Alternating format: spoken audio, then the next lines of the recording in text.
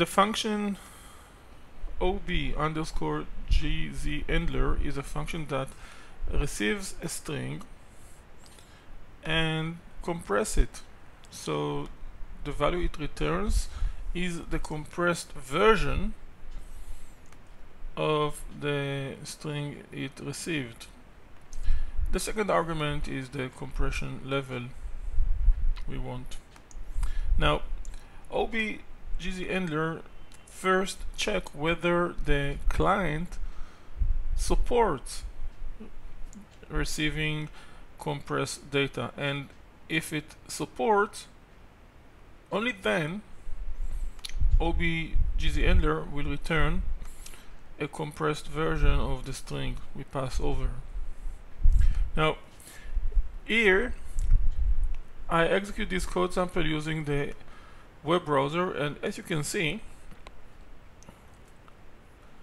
the ob underscore gz handler worked fine and returned a string, a compressed version of the string we passed over. So we passed over str, and here obgzhandler returned a compressed version, shorter string.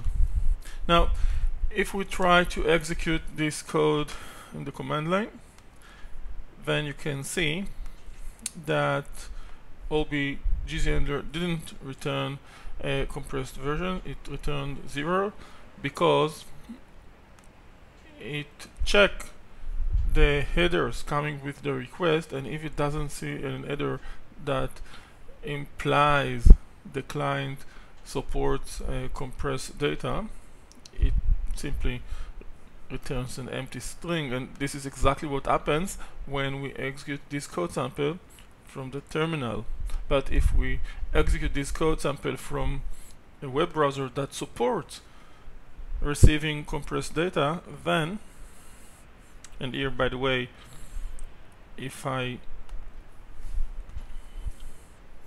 check using the debugger the headers that came with the request, I can see that Chrome supports receiving compressed data. So the function checks whether the client supports or doesn't support receiving a compressed data, and if it supports, then it works and just compress the data we passed over.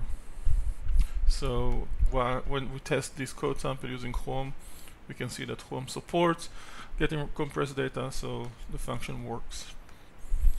But here in the terminal it doesn't work. It doesn't compress the data because here the request doesn't include a header that implies the terminal as a client supports getting compressed data.